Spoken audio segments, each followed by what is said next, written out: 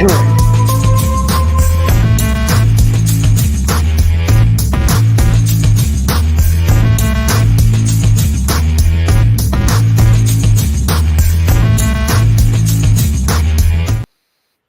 evening. I am Buddy Thayer. I'm your host this evening for another edition of Legit Paranormal Clips.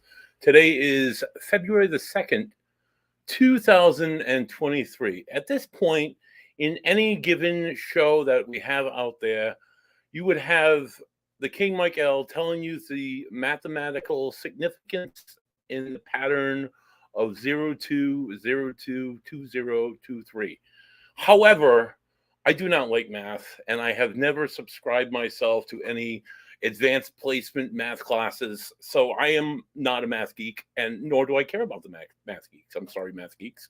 I am a history dork. Therefore, on this date, February the 2nd, in 1887, we as a human race abandoned our trust in the science of weather prediction, i.e., meteorology. We put all of our trust and hope and faith in a overweight, fat, if you will, rodent. I don't even like rodents. I hate rodents. I'm afraid of rats and mice. Ask anybody. That's a whole different story. I digress. Anyway, this tradition was first brought up to life by ancient Christian monks who would pass out candles and blessings as a way to count down the days of winter. This was later elaborated by the Germans. Go figure. The German people used a hedgehog as their meteorologist. When the Germans came to America, the hedgehog was not a popular rodent here in America, thank Christ. And the German immigrants adopted the groundhog as their meteorologist. So in 1887, on this day, they pulled Punxsutawney Phil from his hole in the ground, and he predicted the weather for the first time in 1887. Today, on February 2nd, 2023, when they pulled that fat ass out of his hole in cold Pennsylvania, he saw his shadow. How they knew that, I still couldn't tell you. That's probably paranormal, if not at very least. He saw his shadow, said, hey, this is going to be 6 more weeks of winter, and he crawled back into his hole. For New Englander, what does that mean? It's going to be cold. It's going to be winter. It's always going to be cold in winter. It's February. I'm in Rhode Island. It's freezing in Rhode Island. This weekend, the prediction for Rhode Island is, what is it? It's going to be in like the low teens, and it's going to feel like it's in the negatives. Like any good New Englander knows, if you don't like the weather here in New England, give it 10 minutes. Because the next day on Sunday, it's going to be 46 degrees. Go figure that out. But anyway, I digress. Tonight's episode, we hoped to bring you several clips from my team. This is one of our first T-shirts, one of our first team T-shirts, Ocean State Paranormal. I'll throw the logo up there in a little bit. I had a guest, actually, that I had scheduled to bring on. But like myself, she is having internet issues and issues with her computer. So, Catherine, we hope that you are able to alleviate your issues. And by the way, I have had internet issues here on this show and other shows. If you find that I am suddenly blank, stay tuned, because most likely, hopefully, my face will make it back on the screen. So, like I said, I am here tonight. We are going to divulge. We are going to dive. We're going to dive. Mike would be here throwing his thesaurus at me right now, telling me I used the wrong words. We're going to dive into some of the residential cases and some of the more interesting cases that I and Catherine and other members of Ocean State Paranormal, like Jared and Joey Paranormal, for example, you'll hear his voice several times this evening. Dale Beluccio, I'm sorry, Dale, there's no clips with you. There's no clips with James Beluccio either. There are clips, however, with Patrick Donovan of the Varner Memorial Armory. There's clips from the Varner Memorial. Oh my God, I got tons of stuff to show you guys. So if it's just me, then I'll just play the clip. I'll let it play a little bit. I'll point out some pointers. I'll rattle off some facts. We'll go to the next one. I'll take questions if anybody's watching and has comments, has questions. Please feel free to leave a 4-word comment or question, and that way I can see it and we'll be able to answer it. Whew. Okay. So without further ado, I guess we should get going. So my first clip. Bear with me a second here. I'm scanning down the list. Okay, my first clip comes to me from case number 10. Case number 10 was a residential case in Silver Lake section of Providence. Silver Lake section of Providence is known for its higher population, or did have a higher population of Italian ethnicity in the late 1800s and early 1900s. So, pretty Italian town. This house was no different. Its records of residency was predominantly one giant Italian family through several generations. I had the names, I had all the information of the house. Last week, I did present some clips from the house. The "Let the Baby Sleep" is also from this house, also from this case. So I'm going to play the first clip, and we'll see what you hear and see what I hear, and we'll talk about it a little bit.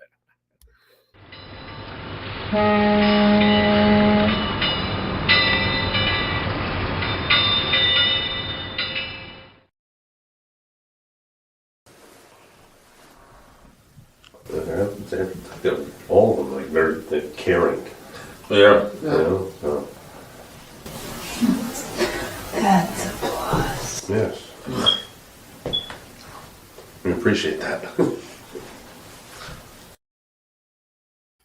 So there in the clip, it features myself and the client. We'll call him Richard. We'll call him Dick. Myself and Dick are in the same room where, if you were listening in other weeks, you heard "Let the Baby Sleep." This is the same room as that room. It's just myself and the client. We're talking about different activity in the room. He's mentioning how the activity has almost like a nurturing, motherly sense to it, and he's appreciative of this, and he wanted them to know that he's appreciative that they're almost looking after his kids, and that they're not evil demons trying to take over his soul. So again, I'll play you the clip. It's going to be me and Rich talking. You can hear my voice, as you can in almost any EVP I present, and the client's voice. There will be a woman's voice that will say something, followed by a man's voice. Kind of sounds a little bit like the client, but doesn't really fit into the conversation, which is just ever flowing. So I'm going to play this for you again, see what you think.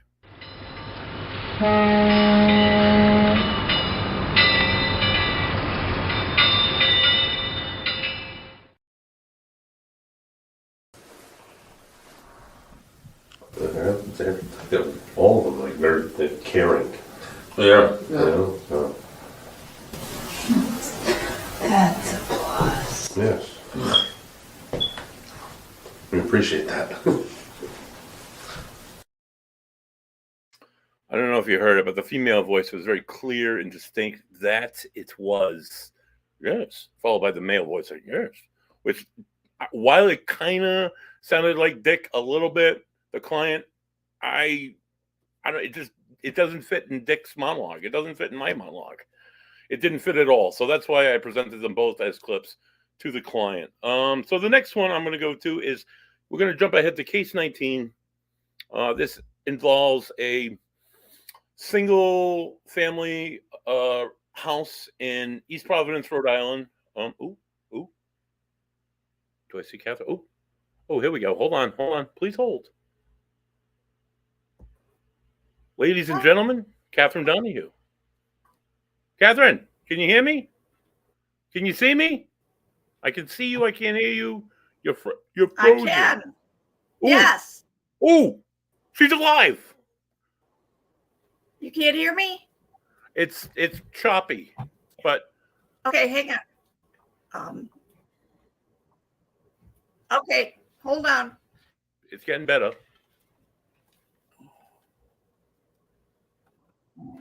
Okay. Ooh, that's a lot better. Ooh, you're Is that moving. better? Yeah. Say something. I had the other computer on. Okay. Well, that's fantastic. And I it know. So Catherine working, so I Donahue of switched to Ocean the old. State Paranormal has never known to be technologically sound, but here she is live from Skinny Atlas, New York. How are things up there in New York? Uh-oh. Catherine? What? I see. Oh, okay. I'm there. How are things in New York, Catherine? Is it cold? Yes. Okay. All right. All right. Okay. Actually, Okay. We're gonna try and cut play out a through this. little We're gonna bit try going there. to this. I'm sorry. What? Oh, you're choppy again, Catherine. Oh, Oh, that's too bad. can you hear me? Nope. Oh, you moved. Are you moving? Are you alive again? Catherine. Oh boy. No? No. Oop. All I right, a little bit. don't have any other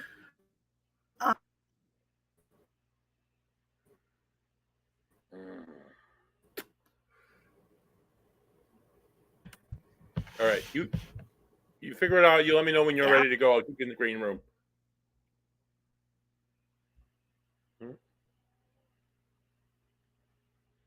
I'm hoping to get Catherine Donahue back in here. She's coming to us live from Skaneateles, New York. She's having technical difficulty issues, as we all do. So I'm hoping she'll tune in. Hold on. Please hold for us. Catherine, you're moving?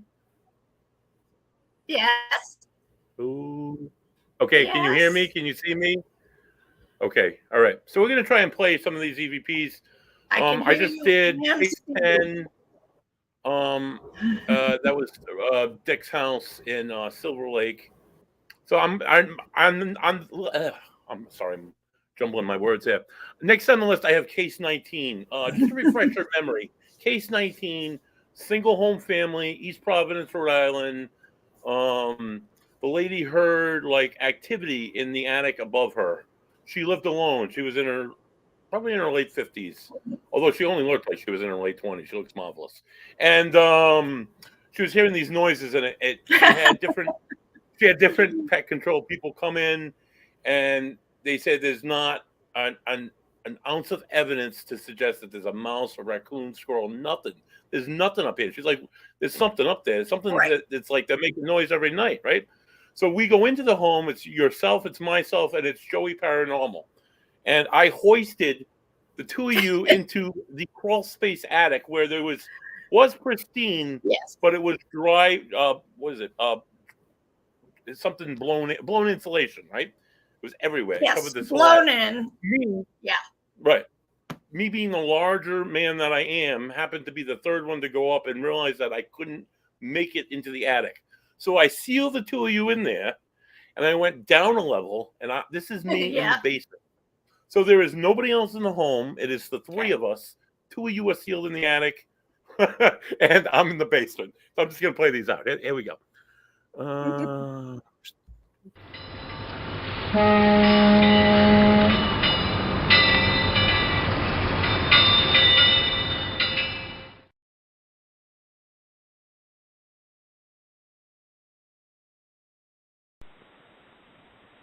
So I'm on this end of the basement now. Same room, different area. If you're here.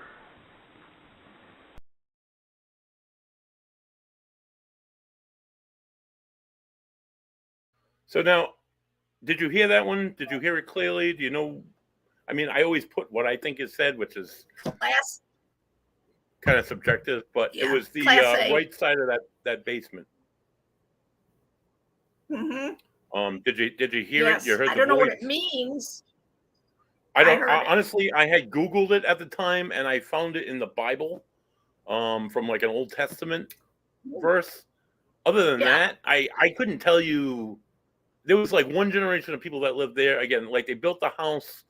He came home from the war. They built the house in like the late 1940s, and it was one family that lived there, and then they sold it to this woman. So before that, although that very neighborhood, there were three different locations that in that very neighborhood that reported similar activity that she was having there. So it might have something to do with the land. I'm going to play the clip again. We can kind of get a listen to it, and we'll move on from there. So here we go. Okay.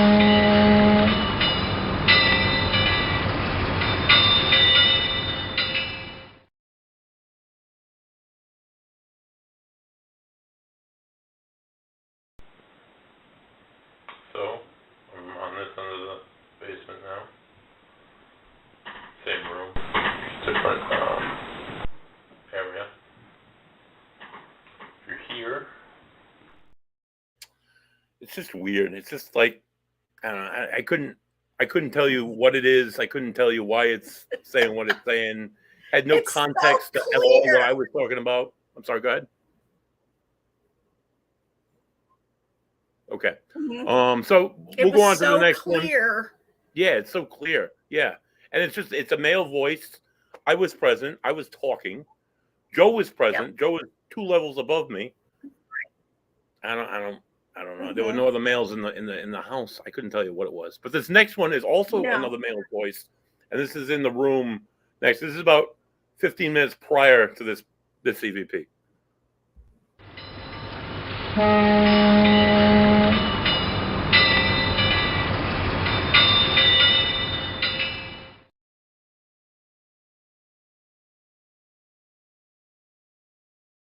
If you approach the K2 meter, it will light up again. K2 goes off one light, one additional light, so 2 lights. All right. So did you hear that, Catherine? Oh, okay. So the Mhm. context of that EVP was I was in the basement. Catherine and Joe were in the attic. I was getting responses off the K2 meter. The K2 meter is meant to pick up electromagnetic fields. It measures it in ranges of colors, and these colors represent a different range of milligauss, which is the way milligauss is measured. I don't know what milligauss is, but and the technical side of it. But if you take one of these devices and hold it to, for say, like a microwave or a fuse box or a computer or a cell phone, it will go nuts. It will pick up high levels of electromagnetic fields. If Joey Paranormal, Yes. the tech guy to Ocean State Paranormal, was here, he could give you a much more sound and technical explanation as to what it was. But this thing was going off. You'll see it in every paranormal show. All the lights are going off. It's going nuts, and then it stops. So if it is an electronic device, if it is like a wire, or it is something like under the foundation of this house that's causing this milligauss to spike, why wouldn't it be doing it all the time? Why would it just be doing it part of the time? It would So be. that's where I was Yeah. at. I was asking who might have been there, and I got the response. What I got, and I'll play it one more time.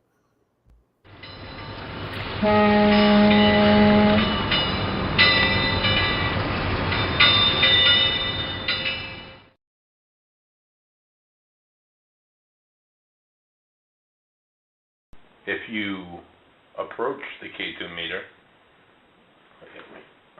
it will light up again. K2 goes off one light, one additional light, so 2 lights.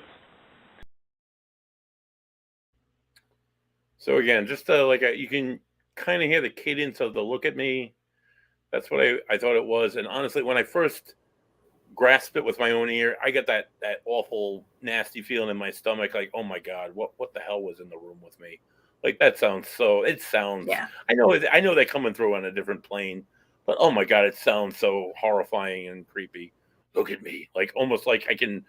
Oh, I don't want to say But the D word. the you know, Was that? oh. Well, we have Are your you able face, to hear Catherine, me? so at very least it's nice.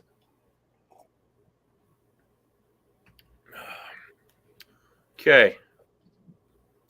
So we hope to be able to hear from Catherine at some point, although it's nice to see her lovely face live from New York with technical difficulties still. But it's fine. Oh, we got the big thumb, Catherine. Thank you. So our next EVP takes us to Manville, Rhode Island for case 13. Always. Ooh, one of Catherine's favorites.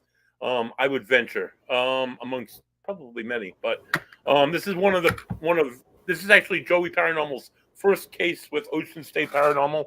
There were 4 of us that evening. I want to say it was in October, but I'm not. I couldn't be that sure. It was in 2013. It was myself, Catherine, Joey Paranormal, as seen on various legit podcast shows, and Jared Christos, who is one of the founding members of Ocean State Paranormal. We investigated different areas as teams of two. So while two of us were in the basement, two of us were on the second floor. While two of us were on the first floor, two of us were on the third floor. It was always separated by a floor, and it was only two of us. So there wasn't a lot of talking. There wasn't a lot of extra noise. So for this particular case, I have 4 really sensational EVPs. I'll start with the first one, and we'll talk about it after the fact.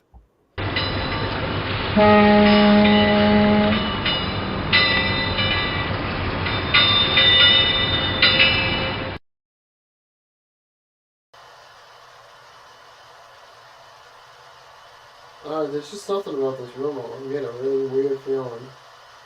Yeah, this is Just disoriented. this was Henry's bedroom.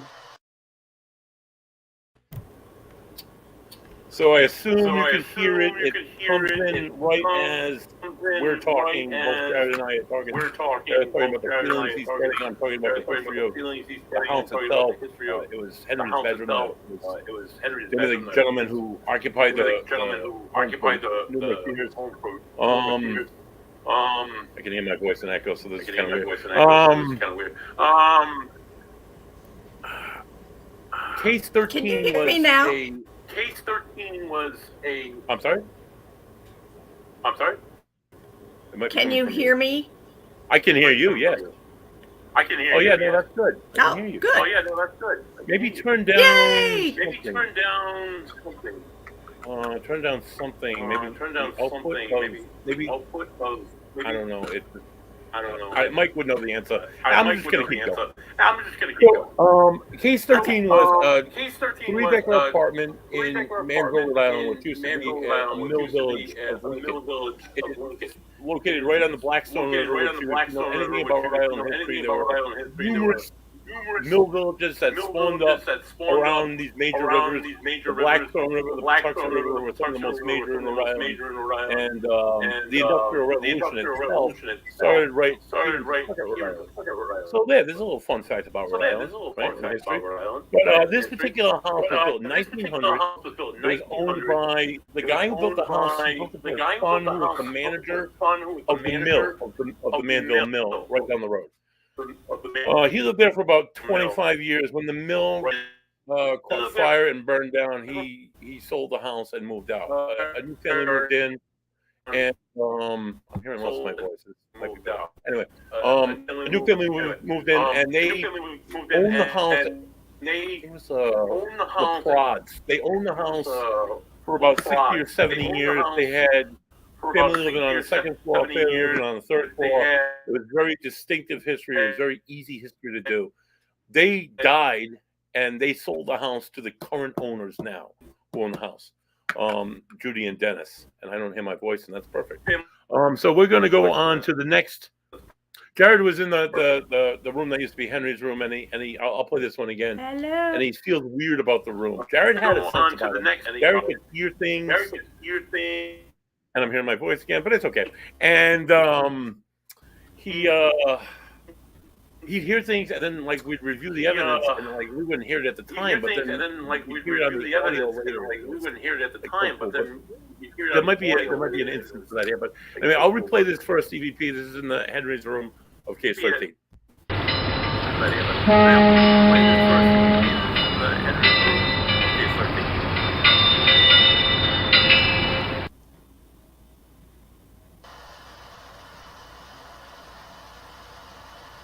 There's just something about this room. I'm getting a really weird feeling. Yeah, this is just disoriented. This was Henry's bedroom.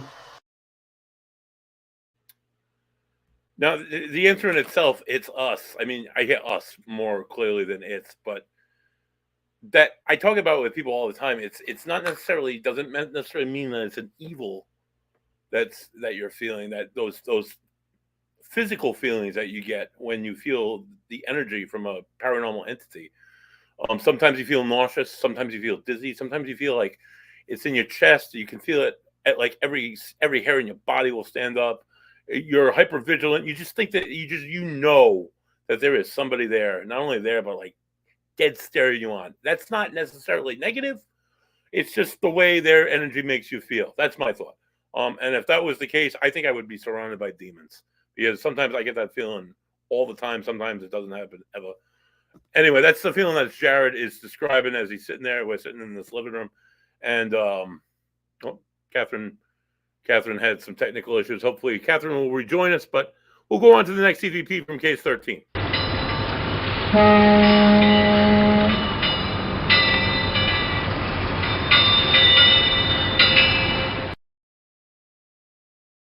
I have to see if my camera's up there because I want to take some pictures. Catherine, sorry. Oops. Want. Yes, I want my camera. Yes. We want to photograph you if we can. Karen, do you... So this is a really good EVP because this is us sitting in a room. Catherine, myself. Ooh, we could have Catherine back. Hold your breath. Here we come. Oh, here she comes. Here we go. Cat, you're back. All right. I don't know if you saw that EVP. I'll play it again for you, Catherine, since you bounced for a minute to fix your technical difficulty.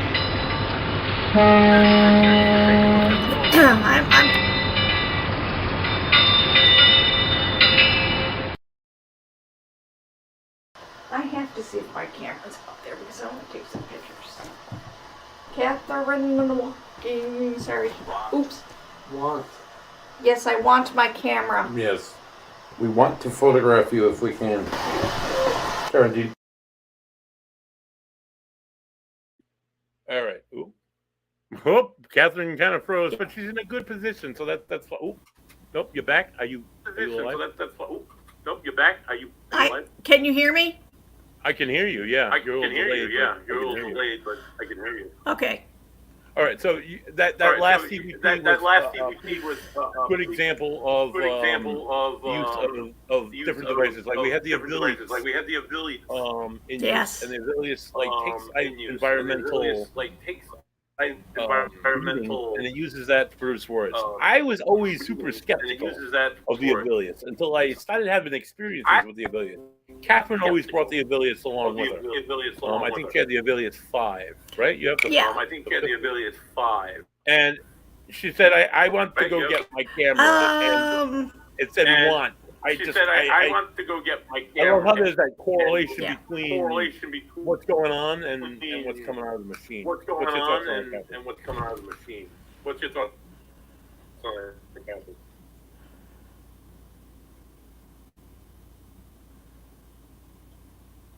Did you hear me? Say that again.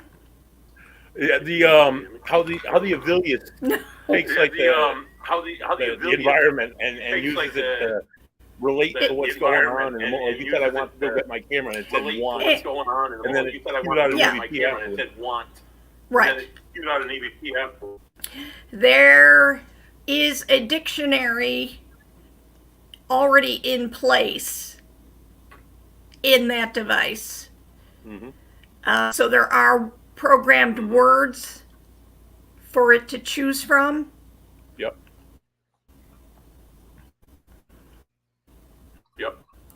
Okay. It is. We got an EVP out of it too. Okay. So that's kind of cool as an investigator. I'm gonna play that again so we can hear that one more time, and then I'll go to the next one. I'm gonna play that again so we can hear that one more time.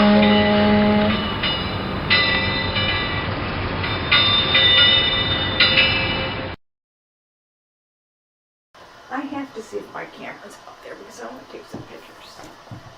Catherine, sorry. Oops. Want. Yes, I want my camera. Yes. We want to photograph you if we can. Karen, do you...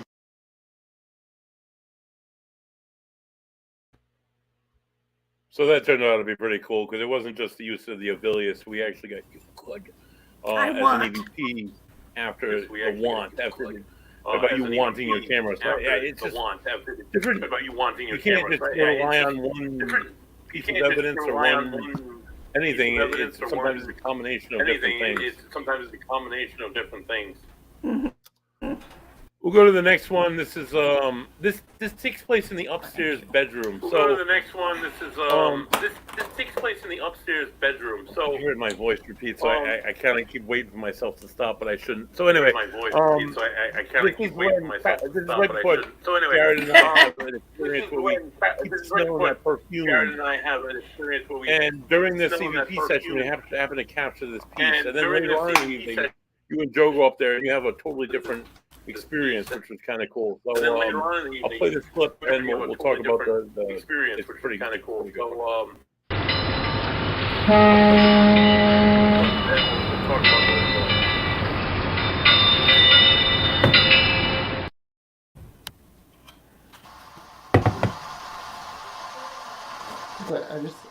Did I just hear whistling on that or something like that? Like a slight whistling on that box.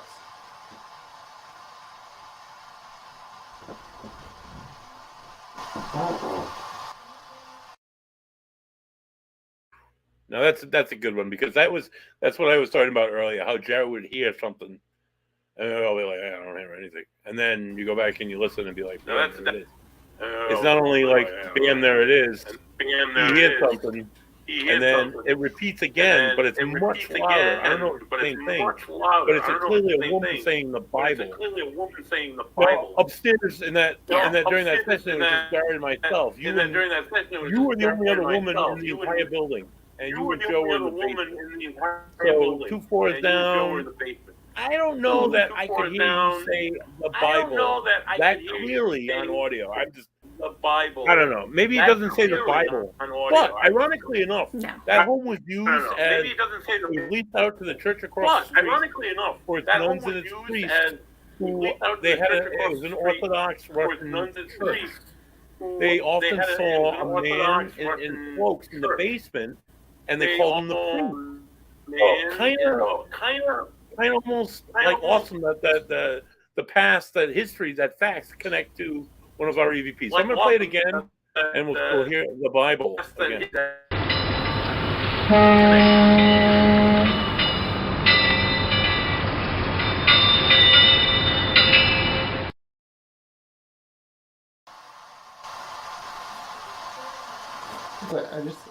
Did I just hear whistling on that or something like that? Like a slight whistling on that box.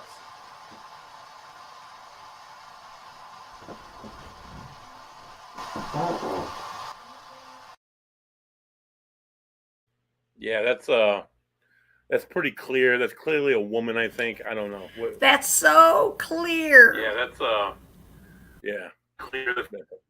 that's awesome. You came through, Catherine, and then your video came through afterwards. But I'm getting you, so that's wonderful. Yeah, it was super Female. clear. And Your video came through afterwards, but And the fact that Jared could hear that something. Jared could hear I don't know if you hear it initially. I don't know if you hear it initially. You can hear it when I play it back and I listen to it. You hear such a slight audible sound, and he hears it. And we used to call him bad ears. He hears it. Because We used to call his him hearing bad was so ears. phenomenal. I swear it was paranormal. I swear it was more paranormal. his Yeah. paranormal openness than Yeah. it was his hearing. Paranormal Yeah. openness than it was his I'm gonna play the last one from case 13. I'm gonna play the last Pretty good one from case This is 13. EVP 43. Believe it or not, we had over 50 EVPs from this case that were clear that we presented to the client. It was like a 3.5 hour. Oh my god, audio review. It was absolutely insane. But here's the last one from case 13. Got it.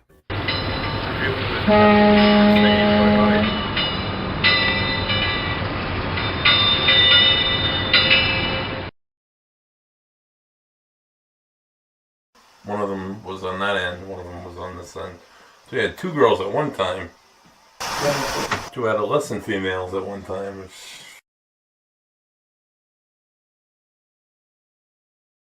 So I thought that one was really cool because it's the homeowner at the time and now his name is Dennis. And at the time his Dennis. yeah. Well, his daughter had just moved out, but he had 2 daughters that were living in the basement. And that's what I was talking about. His 2 daughters that were in the basement. I didn't reference him at all, but the spirit or the EVP of the spirit is saying Dennis. I didn't ask for it, but I think it's totally intelligent. I think it's absolutely I didn't ask one for of it, but my it's better totally pieces because it intelligent. mentions the homeowner itself, One of which my is kind of cool. better pieces because it mentions the homeowner itself, which is kind of cool. Well, I think, can you hear me now? Yeah. Okay. I think that when there's an intelligent spirit, they get to know the people that live in that, and they know their names. I mean, Right. I think you've been called out. I know Joe has. Mm-hmm. We have that through breathing. Even at places that We you have know that through breathing. we've been to just a few times. I've only been called geezer, but I guess that counts. It counts, yeah, right. Our last case, that is our next investigation. Dale I'll had her take it. voice mentioned 4 times in the same session. So it's absolutely phenomenal how they can know our names and say them. Phenomenal how they can. Yeah, it's pretty cool, Catherine. So we're going back that week from Saturday. So hopefully I we think have some more. It's pretty cool, guys. I think we heard Catherine once or twice. Yeah, I think so. I think so. Pretty sure. Yeah, I think so. So I think so. Jim has been mentioned. I do have. Rose has If you can mentioned. still hear me, Jim has been mentioned. Rose has mentioned. yeah. Okay, so this will take us to. Oh yeah, that's the Ovilius. Okay, so this will take us to. Oh yeah, that's the Ovilius. Yes, I can turn it on a little bit. There. So that's that. Has it's the dictionary mode. So I just wanted to show, because you were talking about the equipment Okay, too. Yeah, that that's we the key, too, use. yeah. Oh, Okay, too. Yeah, that's the key too. is talking. Okay. All right. We got some pretty cool stuff, Yeah. but it's not a big So people are probably We familiar. got some pretty cool stuff, but it's not a big deal. Yeah. So All right. okay. Oh, this is going to take us to our next one, Catherine. This is case 11, i.e. the lad This is school. going to take us to our next one, So the lad This is school 11, was i.e. a the lad long-time school. institution the lad here in Rhode Island. was a long-time It was institution here in Rhode Island. once known as the home for the feeble-minded It was in the early half of the 20th century. a century. It was a place where It it was a place started off as like developmentally where disabled, it started then it off became a as, dumping like, zone for developmentally like petty disabled. criminals It became a to dumping zone for really awful like, criminals petty criminals to promiscuous awful women criminals and to, truancy and everything in promiscuous between, women everything you and can imagine. Like this truancy is like the and dumping zone, everything in between, essentially, for the unwanted in Rhode Island. the dumping For zone, Yeah. about essentially, 100 for the years, unwanted and Rhode Island. it's located in For Exeter, Rhode about Island, 100 or years, it was. and If it's you're located from in Rhode Exeter, Island, Rhode Island.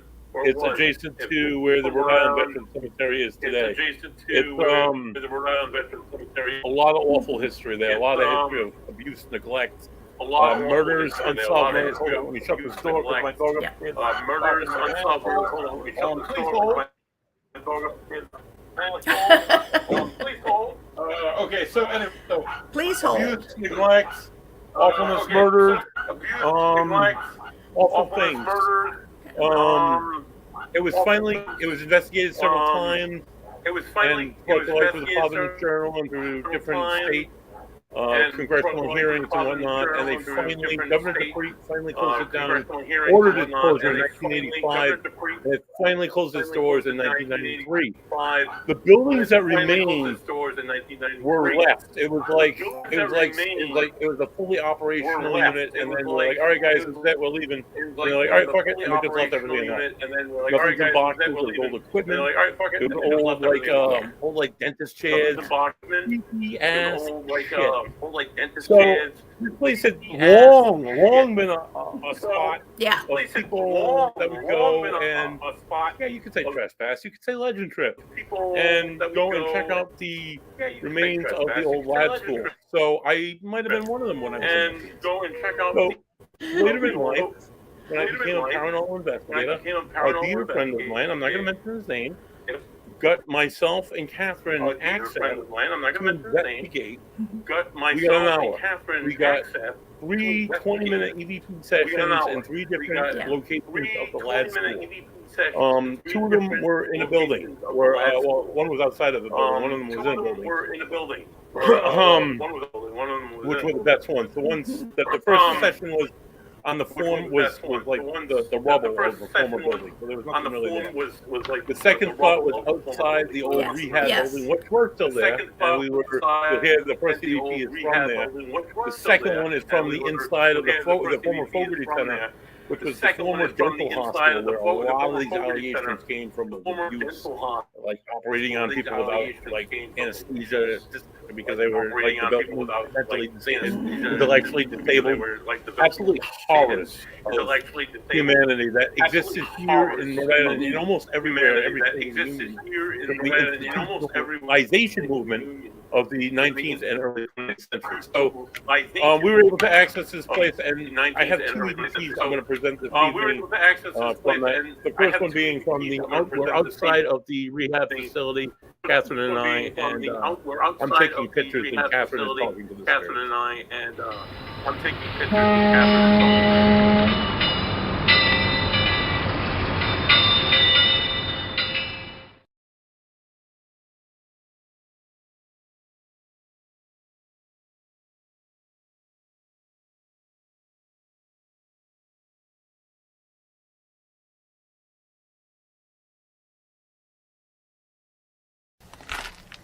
And that lets us know that you're here.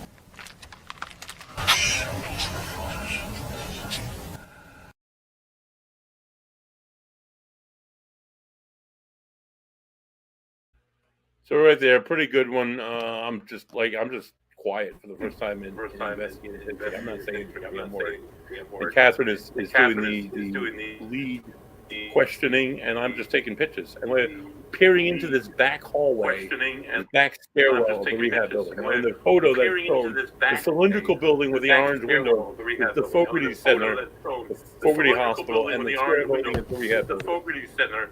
So that's what we're looking at here. And the I'll square play it building is the again, rehab building. but it just So that's what we're looking at here. I'll it's play like it again, but it just sounds like it's almost like almost not like a whisper, but it's it like just sounds like show me the it's almost flash. It's like like almost interdimensional. It's almost like it doesn't. It's Yeah. not like standing right next It was to the quiet. camera. I don't know. It's almost Yeah. like It's just weird. Right. So I'm gonna play it. I don't know.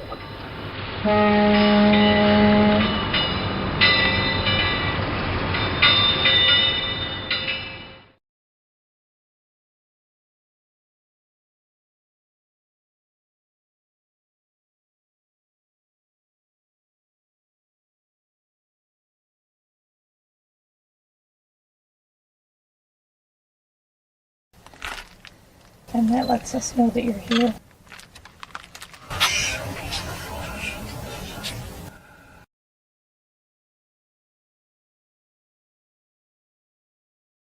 I don't know.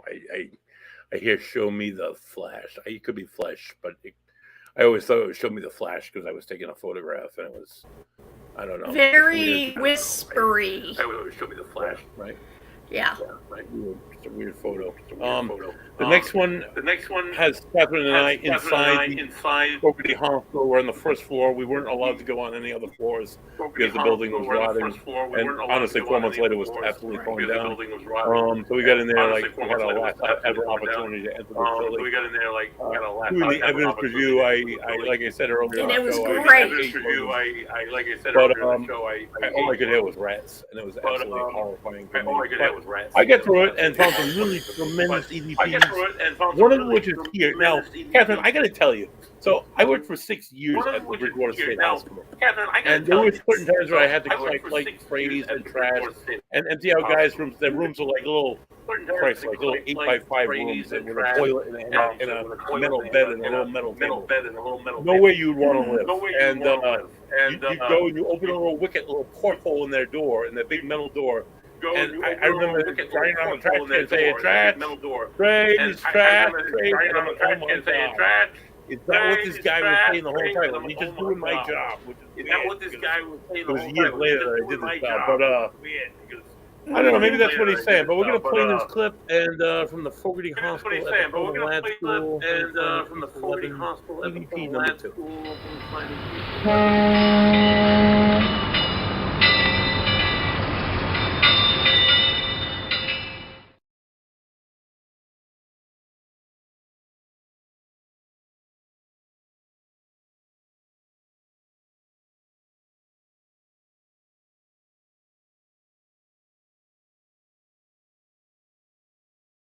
I won't be able to hear you.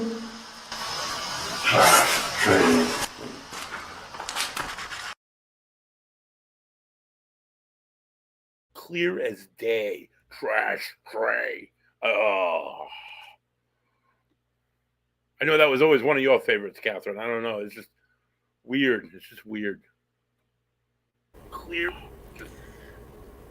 That one was so loud initially. It scared. Yep. I just jumped when I had the headphones on and heard it. And if you can't hear me, just let me know by doing this. But I did want to add that some strange recording things happened at the lad school that I never experienced before. One was that EVP, the trash tray, wasn't there the first time I listened because we keep track on the program we use. We know exactly where in time, like an hour 35 seconds, you hear something. Initially, if I recall correctly, it was a whisper of something, and then I heard that a few times, and then it got replaced by trash tray, which I don't understand. And I've also had some EVPs just disappear, which how you can listen to them 25 times and then you go back to listen again and it's not there at, again, 45 minutes and 12 minutes. I don't know. It makes absolutely no sense. Yes. Yeah, it was definitely a friend. Place to be. Yeah, that was definitely her. That was our definitely a friend. place to be. That was definitely her. That was our friend. So Yes. the lad school, unfortunately, is no longer there. It's no longer there. The grounds are obviously still there. They're occupied by the Phoenix program, and I'm going to try something, Catherine. I'm going to mute you in between talking. Program, and I think the echoing is coming from you. I'm going to try. Okay, so am I still echoey? Can anybody hear me? I don't know. If not, I'm going to let Catherine come in at various times. I won't talk, and she'll talk, and then she won't talk, and I'll talk. I just think there's some echoey issue going on, and I don't want, everything's all good, but I don't. Never mind. I'm just going to go to the next EVP. The next one is actually another one that Catherine was involved with. It's case 23. The next one is actually another one that Catherine was involved with. Greenwich Historical Preservation Society.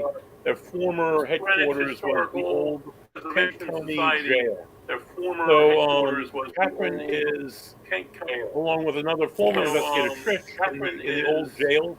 Along with another former investigator, upstairs in the old jail. At the time, I think there were 4 or 5 involved in the investigation. So this is Catherine Catherine in the jail cell, and I'm going to talk about the context of the EVP. I'm going to talk about the context of the EVP. So here we go.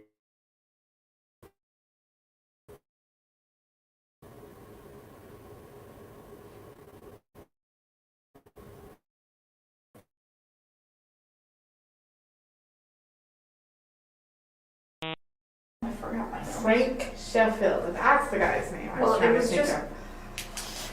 Here's there. Excuse me.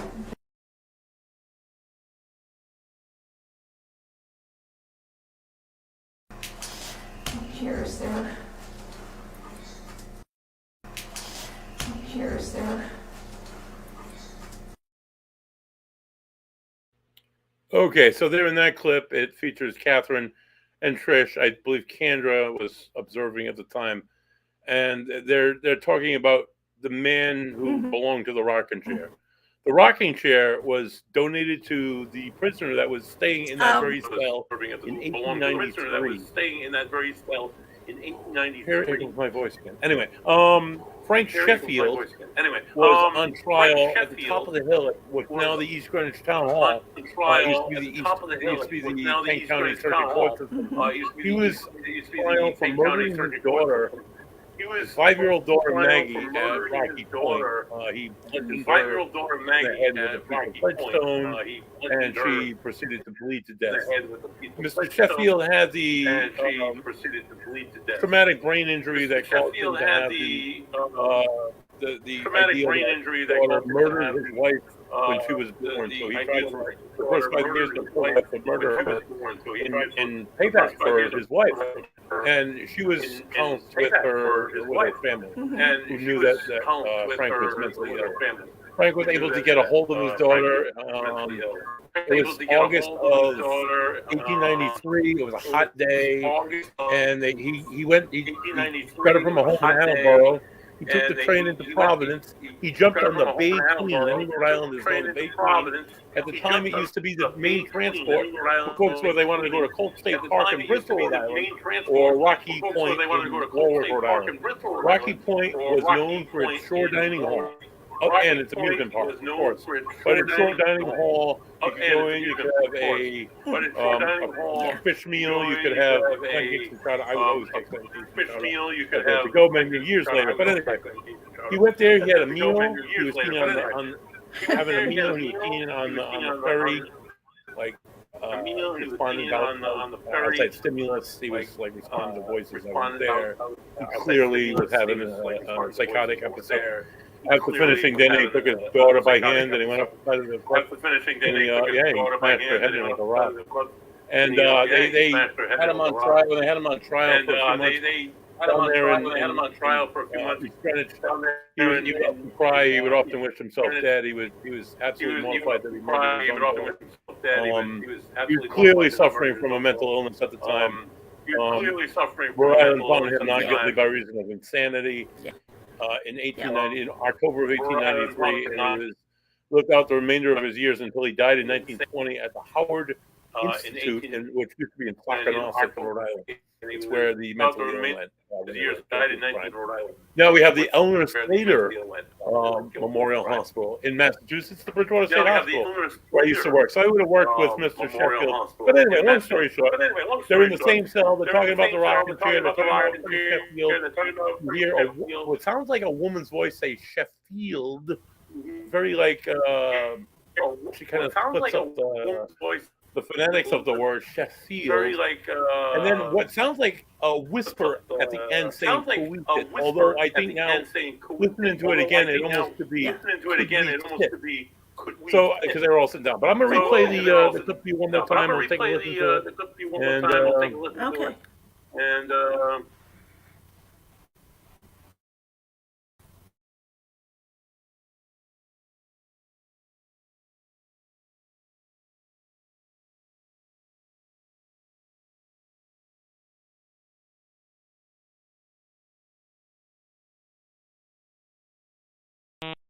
I forgot my Frank Sheffield. That's the guy's name. I was trying to think of. Here's there. Excuse me.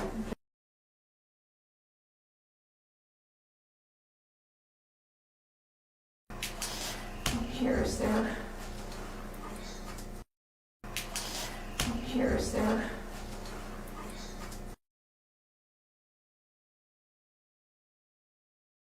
all right, so that's what no longer is. Well, it is still. It's hard when you get. County jail. Oh, go ahead. What's that? What no longer is. What's that? When you listen to it, and we've written down that we think we hear coesis, which to me it does sound clear, but then you kind of get where you can't accept it being any other word. Did coesit? Did that make sense? Coesit is a village in Warwick. So it is a village in Warwick. Kind of relative, but not really. Relative, but not really. Oh. because it sounded like that, but again, the word is right on the screen. So, Right. uh, Right. and I'd like to add that sometimes when I play EVPs for non-paranormal people, they're like, "Oh, I can't hear it. I'm not hearing anything," and I'm getting used to and knowing kind of what to listen for, if that makes any sense. Um, but I recommend if people are really interested to go to the Ocean State Paranormal Facebook page, listen to the EVPs, just keep listening, and I think you kind of hone your to hear them. You get better and better with anything. True. So, don't give up if you don't think you can hear it the first time listening. Absolutely. Okay, Catherine, we got 5 more. Absolutely. So in the next 5 are investigations that took place after your time with us. Well, you're still with us, but after case 25, Catherine moved west to the lovely town of Skaneateles, New York. And she comes back every now and again for a lovely investigation. But, these next 5 do not include Catherine Donovan. And she was branded Ocean State Paranormal for TS4. So this next one comes to us from the lovely Barnum Memorial Armory in East Greenwich, Rhode Island. I have a bevy of EVPs from the Armory on the webpage, which you'll see below on the banner. You can access our videos at any time. Just scan down. They're all case numbers, so just look for the case numbers. Not the funny shit that I'll put up on there, but the case numbers. So this one, it features an area of the Armory, and it's the current president, Patrick Donovan, myself, and Joey Paranormal, and we get this an area of Armory and Joey Paranormal, and we get this wild movie. So here we go.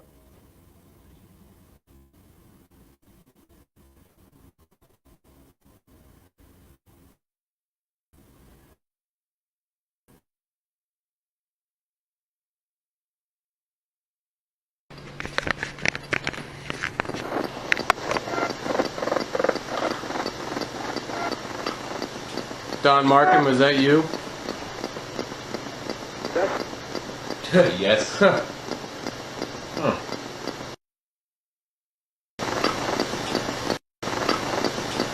Don Markham, was that you?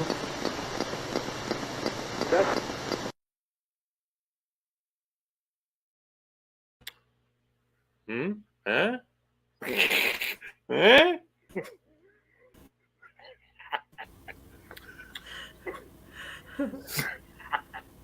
Yeah.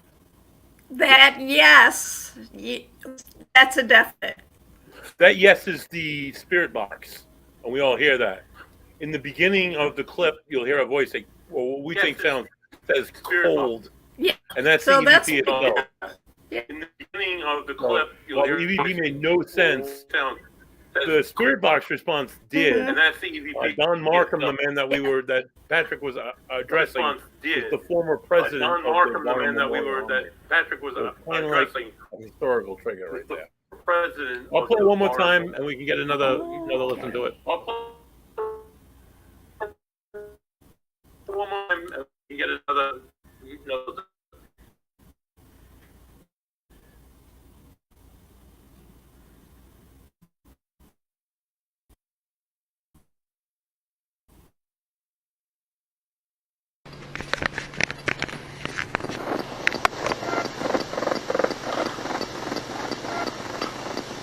Don Markham, was that you?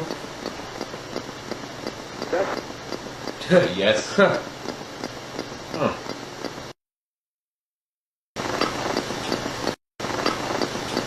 Don Markham, was that you?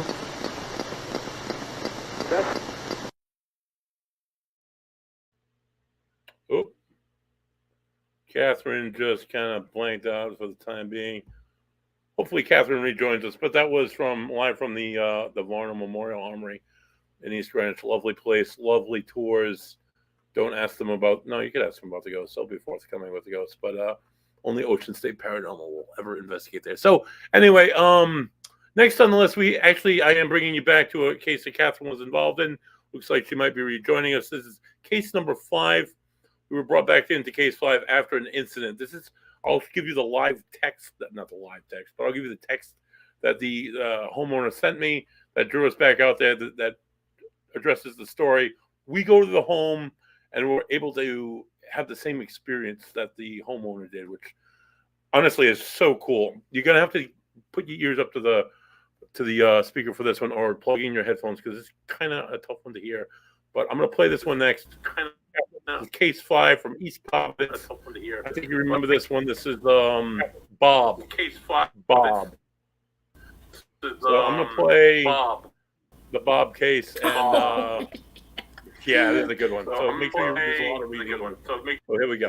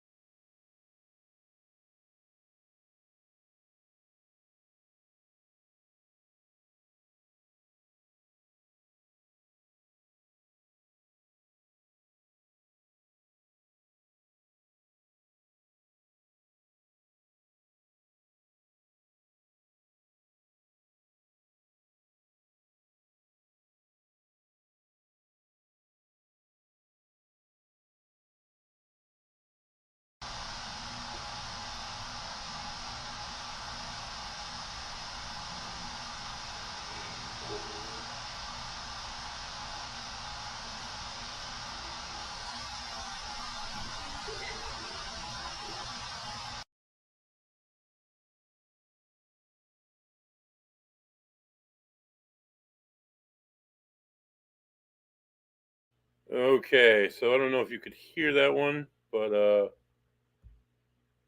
the initial sound is a male voice saying "over here," and then after that, just this unexplained child's giggle. That picture shown of the candy wrappers that are lined up that was taken by the client. Just to the right of her boots is the bathroom door. Just to the left of the candy wrappers that are lined photo up is the bathroom door. The post that Joe's recorder sat on. So that's what it looked like, and that was the scene. And we were in the basement, and this weird child laughter just came through, and it was odd. And I couldn't explain it, but I could say that it correlated with almost exactly what the story that the client provided was like. So I'm going to play the EVP clip one more time, and then we'll move on to the next one because we're almost running out of time. EVP clip one more time. Almost running out of time here.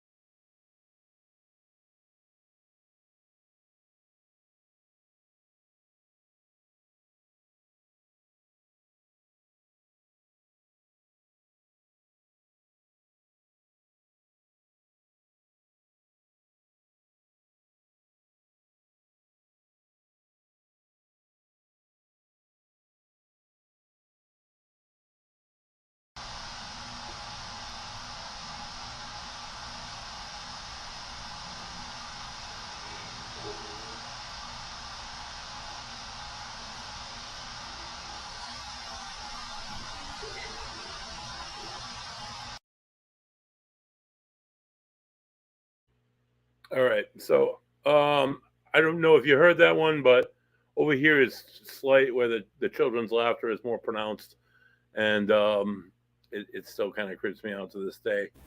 That home we had investigated many times. We had interacted with a spirit named Bob. That was a great case. It was a good one. It was a good one for Yeah. sure. All right. So that took a lot of. sure. All right. So I'm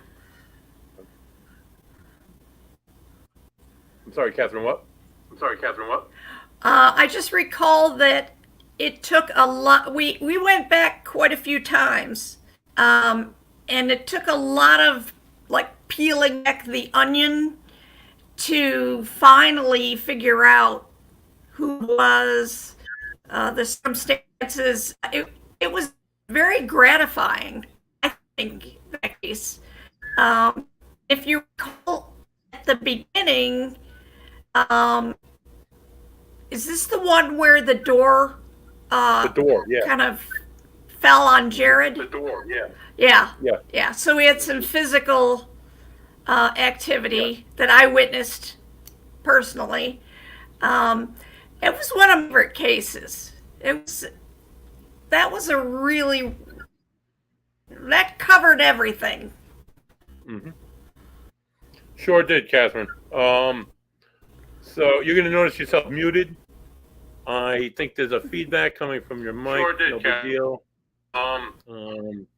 When I'm ready to bring you in, I'll bring you in and I'll unmute you. So we're going to go on to the next one. This is from the next three come from case 33, and then there's one left from the jail again. And case 33 involves myself, Joey Paranormal, and Patrick Donovan of the Armory. It's in a house that was built in the late 1700s. It's in East Greenwich, Rhode Island. It's right there on the border. It's right on Division Street. It served for a time in the 1930s as the Rocky Hill School. The Rocky Hill School is now located in, it's in another part of East Greenwich. But when it was in this house, and back in the day, it was known, their mascot was known as the Narragansett Mud Puddles, which kind of correlates with one of the EVPs, not this first one, the next one, but just really fascinating history, really old house. I'm gonna play this EVP, and then we'll bring Catherine on to see what she thinks about it. Here we go.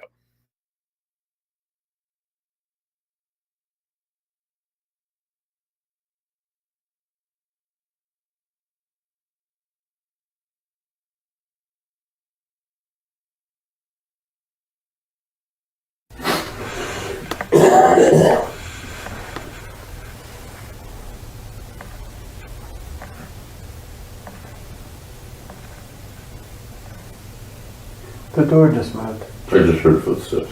That door? Yes. Yeah, I just heard it just moving. You push the door open?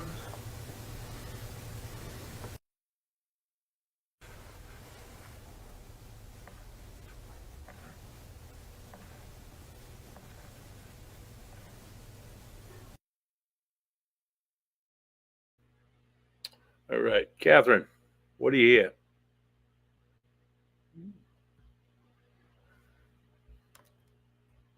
Oh boy, hold on.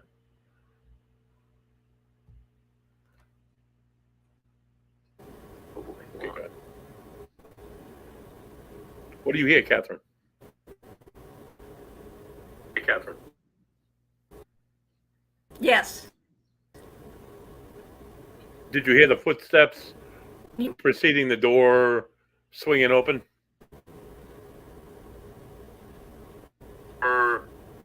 Okay. All right. I'm just gonna mute you again, Catherine, because I cannot. You seem to be slowed.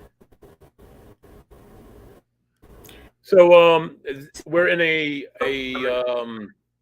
17th century, 18th century kitchen. There's a fireplace. That's where they did the cooking. There's two doors. I'll show you a schematic of the room in a second on the next DVP. And you hear the 5 or 6 footsteps. We're all sitting down. There's 4 of us. It's me, myself, Patrick, Joey Paranormal, and the guy Andrew, who's a friend of the owner of the building, who got us into the location. And we're sitting in this 18th century kitchen, and we hear footsteps, and then we hear that Patrick sees the door on the right swung open. without any explanation. I'll play the clip for you again before I move on to the next one. Here we go.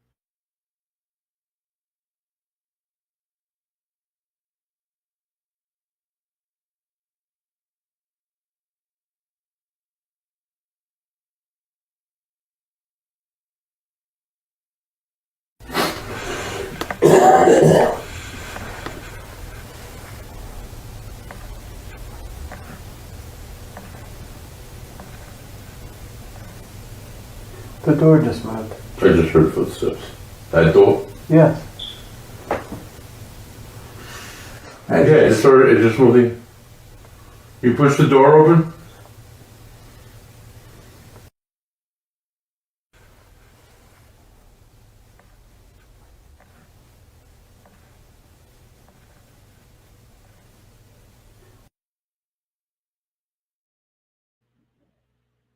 All right, so that was kind of cool. I can't tell you how many times. I think there's like 2 or 3 instances I've caught phantom footsteps on a recording.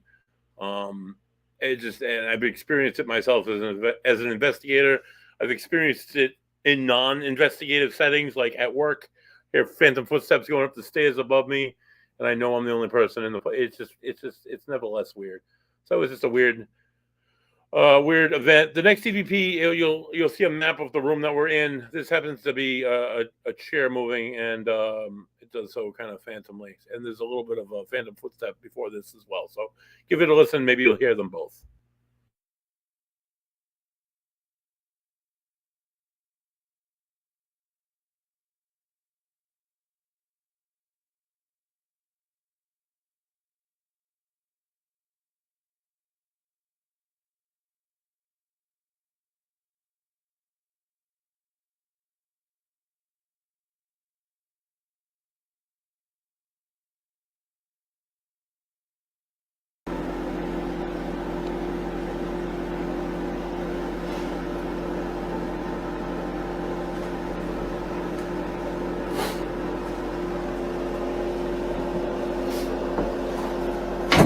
What the fuck? What was that? The chair just moved. You didn't move the chair? You're kidding me. I didn't touch it. I was like this. And then it moved and... That's the second thing in this room that's moved. Well, third thing. I saw that door move. That door popped on me when I came in here.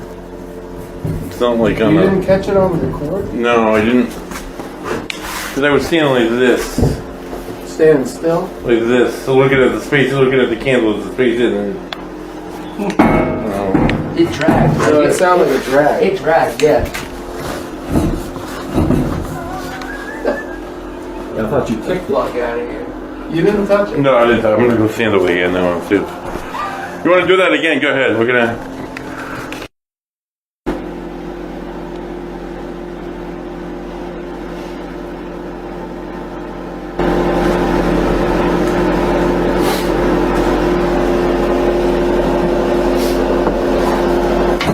What the fuck?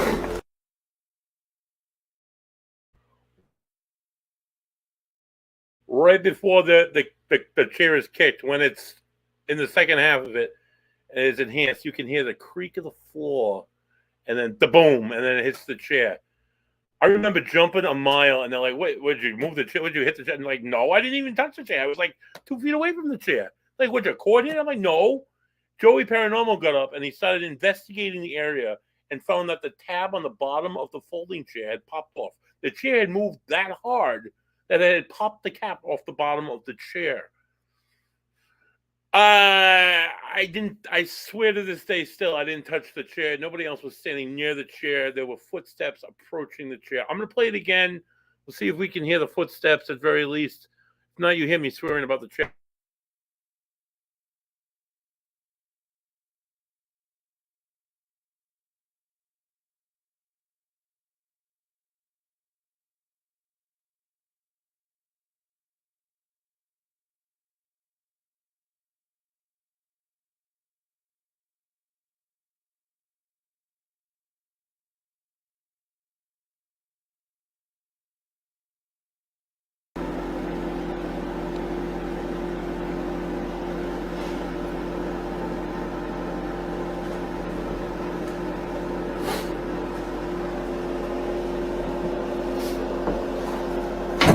What the fuck? What was that? The chair just moved. You didn't move the chair? You're kidding me. I didn't touch it. I was like this, and then it moved. And That's the second thing in this room that's moved. Well, third thing. I saw that door move. That door popped on me when I came in here. it's not like You I'm. didn't catch it on the record? No, I didn't. Because I was standing like this, Standing still? like this. So looking at the space, looking at the candle, the space in. And, It dragged. No, it sounded like a drag. It dragged, yeah. I thought you kicked it. Fuck out of here. You didn't touch it? no, I didn't. I'm gonna go stand over here now. Too. You want to? So that's the chair move, and that was a weird situation. Again, we tried to debunk it after the fact. We couldn't debunk it. Joe found the missing peg. The door had moved in that very same room only 20 minutes before. The other door had moved at one point, which I don't have for presentation this evening, but it was just a really haunted, creepy environment. I'm going to take you to the second floor of this place. We'll play an EVP, and then I got one more. We're going to hear a little bit more from Catherine before we get out of here tonight. But this is, if you ever talk to Joey Paranormal about investigating the paranormal and how he feels, Joe will talk about how he's a grounded person, how he doesn't get feelings like myself or Dale or Catherine or other members of the team, that he's more of a technically based guy. So this place, you'll hear Joe talk about, there's this one place that before, as we were driving up to it, I felt like we were going to die. And he's like, the whole time we were in there, I was absolutely terrified that we were going to die. And this is the place. And it was this old, like I said, this old 18th century home. There was a mansion next to it, which belonged to the people who owned the facility. There was an old stable about 100 yards on the other side of the building. It was surrounded by multiple acres of land, and it was in the middle of a circular area of property. There wasn't many people anywhere near. It was just like the four of us in this one house, and we were all together. So I'm going to play this EVP. We hear, this is what I believe is two disembodied voices that get captured on video, captured on audio. The difference between a disembodied voice and an EVP, of course, is you can hear a disembodied voice with your own ear, and you'll hear us in the moment talk about how we heard it, and it's very clear. So I'm going to go back. I'm going to play this second to last EVP from Ocean State Paranormal's collection.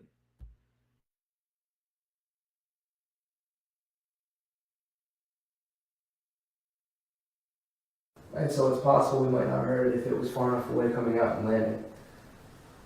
My guess.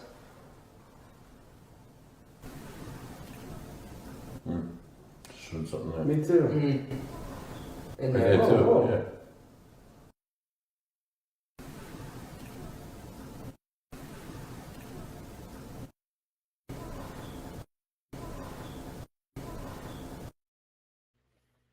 Could be saying buttholes, but something about mud puddles and that being the logo of the school, it just grabbed me. What are your thoughts, Catherine?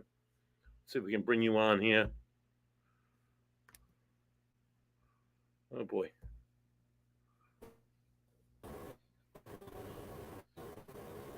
Okay. Oh boy.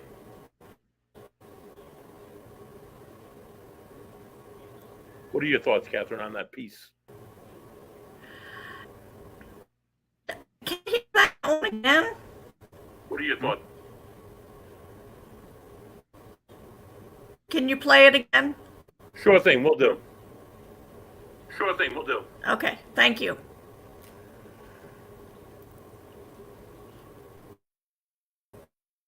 And so it's possible we might not have heard it if it was far enough away coming out and landing. My guess.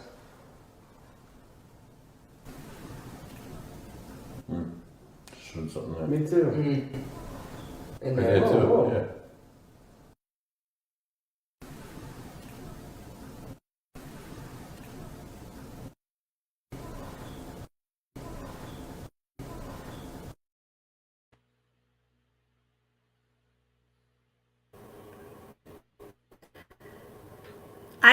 I heard this second one better than the first, to be honest.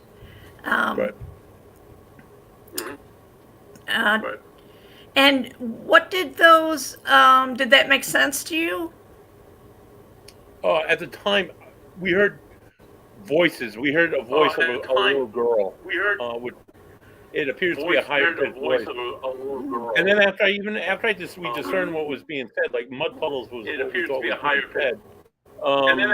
After I just discerned what was being said, I still wasn't sure, and then I was talking to actually somebody from Varnum, former treasurer Tim Jackson, who had sent the kids to Rocky Hill years ago and knew the history that their logo used to be the Mud Puddles. And he's like, that's weird that you would be in the very school where they called their logo that their logo was their mascot was the Mud Puddles, and you get this EVP or disembodied voice of a little girl saying mud, their mascot was the Mud or what sounds like Mud Puddles. Or disembodied. So, Okay. But the last one I have, I'm going to meet you again, Catherine. I'm sorry. The last one we have, you're very familiar with. Hold on. All right, the last one we have, you're very familiar with. It happened on a case that you investigated in. We went to the old Kent County Jail. This is the first time we visited this. Well, not the first time we visited. First time we went there for an investigation. At the time, we had a DVR wired camera set up. Joey Paranormal was the only one who knew how to set everything up. So, of course, Joe wired the cameras throughout the whole place. He felt fine. Like Joe says, he's a very grounded person. He doesn't have feelings. This is the only other place where Joe has had feelings. Joe was in the third floor attic. It was furnished. It was put together, right? There was walls and stuff. There wasn't like blown insulation like the last attic I put Joe in. He was setting up a camera. It was he got a creepy feeling. He's like, I never talked to them, but I decided to say something. He's like, I turned around and he's like, hey, my name is Joe. I'm just here to talk to you tonight. If you want to say something back, if you want to interact, that's cool. He continued hooking up the camera. He finished up there. He went downstairs.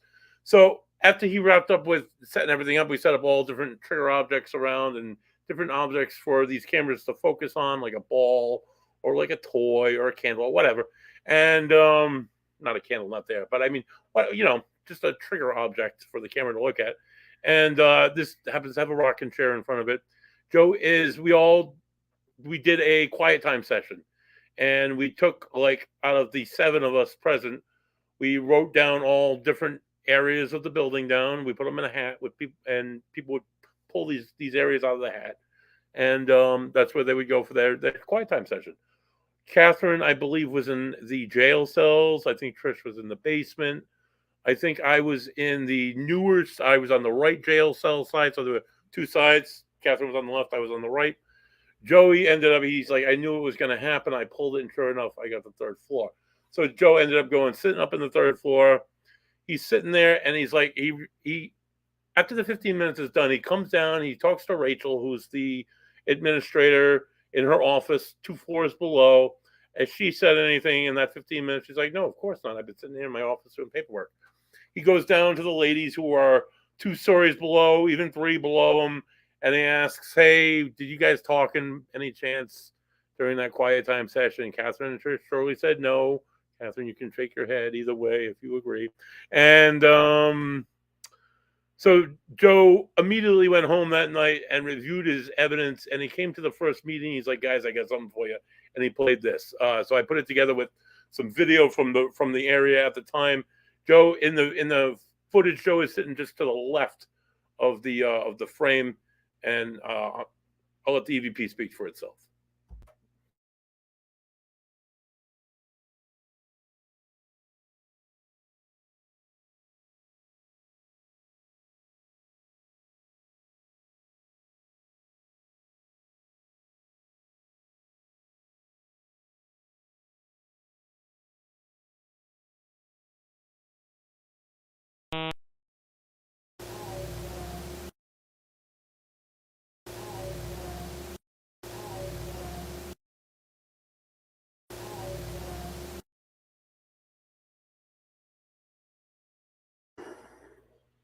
So I'll play it again in a minute, but it's very clear. It's clearly a woman's voice. We got other EVPs. Actually, all the EVPs I got from that floor are all similar to that voice in tone. It all sounds like a woman. Allegedly, the children might have stayed in that area of the house. It might have been a woman caretaker for them. The prison was run by families over the years. So a family was raised in that house by 5 generations of this one family line, this one genealogical line. And the next child just took over for the parent year after year from, I think, the 1730s right up until the 1930s. Several generations of Smith. It was Smith. It was Eveline Smith. She was the first. She was the longest one, and she was the first jailer in America. First woman jailer in America, and the longest jailer woman in America up until probably recent times.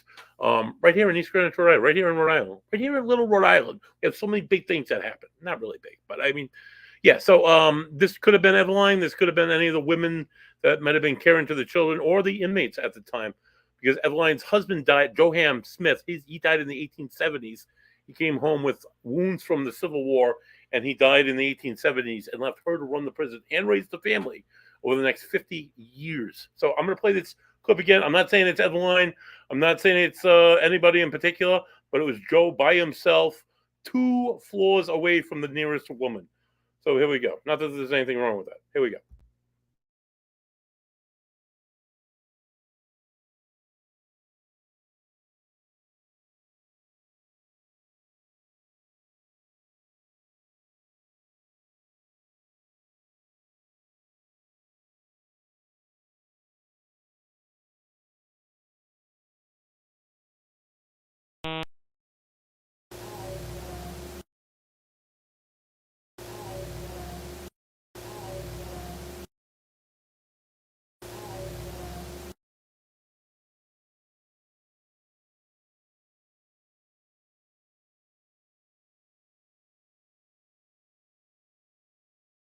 Well, that's it. I'm gonna let Catherine say a few things before I blast us out of here this evening. I want to thank Catherine for coming on, even though her technical, we still see her face and we hear her voice from time to time. So I'm gonna let Catherine speak so I don't echo, and then I'll come back on and we'll wrap things up.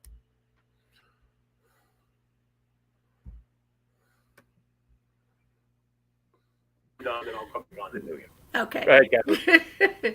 Well, thank you. Go ahead, Catherine. Thank you for having. Eventually, we will figure out the with electronics, but Buddy knows that we don't do well with electronics. But for the very last play, I remember Joe coming down and telling us that somebody said, and that was pretty wild. So many great cases I've been enough to be a part of, and hopefully will continue to be a part of when I can in the future. And thank you for having me on tonight. I hope you could hear me a little bit. I see you, buddy, and thank you. All right. Thank you, Catherine. All right, so to wrap up the show, tomorrow night, tune in to the legitpodcast.com where you can see all of our shows streamed live on the website. You won't see it tonight because Mike was on special assignment, so he didn't have the chance to set up the attachment to the website. But almost any other production that we put out can be seen live on the www.legitpodcast.com or here on our YouTube channel. So tune in live tomorrow night at 9:05 for the Bigfoot Zone with Daniel Bigfoot Benoit. Daniel Benoit is the president and director of the East Coast Bigfoot Research Organization. They are based out of Western Virginia. We went down there a few years ago for a Bigfoot conference. It was absolutely enlightening. I'm not a Bigfoot guy, but so many people are, and I respect that, and I just want to hear more. So please, if you have Bigfoot evidence or cryptid evidence, please send it to us, and we'll bring you on the show and we'll play it. This is not just a ghost show. We want to show alien evidence. We want to show cryptid evidence. Hell, I want to show Men in Black evidence. I want to show everything paranormal. But we need to get it. So reach out to me, reach out to Mike, paranormalproof@gmail.com. Send us your stuff, yada, yada. Saturdays, we do not do any broadcasting as of this time. It is the Sabbath for us, and we just take it as a day of rest. On Sunday nights, we return live at 7:05 for the Anchor Show, legit Paranormal, hosted by King Mike L, myself, and Joey Paranormal when he is able to show up. Joey is sometimes a ghost and disappears on us for several weeks, but then reappears like a doppelganger effect somehow. So it's all paranormal. This week, we're joined by Simeon Heen. Simeon is a author of several books on, oh my God, he does a lot of books on remote viewing. He does crop circles. He talks about UFO activity, paranormal activity related to cryptids, how there's a certain glow or orb found amongst cryptid photographs. I'm dying to hear this. I'm dying to hear more because I'm not a big orb guy. And like I said, I'm not a big cryptid guy. But you give me the evidence. I'm a show me guy. Show me evidence. Show me. I want to see it. So hopefully Simon will present. He's the also the founder and director of the Institute for Resonance. He's a former college professor at Washington State University. He's the real deal. So tune in live 7:05 Sunday night. Monday night, this is February, so this is supposed to be the premiering month of Professor Stone and the Cellar Dwellers. They are the gentlemen from Block Island Ghost Tours. They will be coming on Monday nights live at 8:05 to present their stories of conspiracies, of ghosts out on Block Island, the Palatine Light, Elvis Presley and Tupac sitting in a coffee shop, all sorts of wild and crazy stuff from Professor Stone and the Cellar Dwellers, premiering sometime this month. On Tuesday nights, you can tune in live at 8:05. You're not going to see my face. You're going to see the lovely and talented face of my Auntie Dale Beluccio. She hosts It's a Legit Metaphysical World, week 1 format, which is this week. She'll have on a guest. I know the guest's name, but I haven't done the promo on it yet, so it's not in my mind. She's going to do it. Yeah, she's going to do her tarot card reading this week. So it's either a tarot medium reading live, the 2 of them for 2 lucky volunteers, or it's an interview.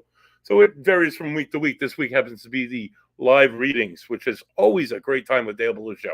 Wednesday night is the news, legit paranormal news with the King Mike L and Dreamy David Barr. Tune in live at 8:05 as they welcome each week Jean Jet Fuel Broider. Jean is an author and expert in the field of UFOlogy, and she presents some of the most fascinating reports and government conspiracy theories and UFOlogy that I like. It baffles me every week I listen to it. I'm like, I'm glued. This is the show me stuff that I'm talking about. Tune in Wednesday nights live at 8:05. Thursday nights, come back. Right back here, legit paranormal clips. Next week, hopefully it won't just be Ocean State Paranormal, but if it is, I promise I will have new stuff as I do in my collection. Visit us at Ocean State Paranormal on Facebook.com and tune in to every possible show that you can this week. My beer of the week will be Beer on Earth, and I cannot wait to drink it. For me, for Catherine Donahue, for legitpodcast.com, I bid you all a lovely farewell. Good night.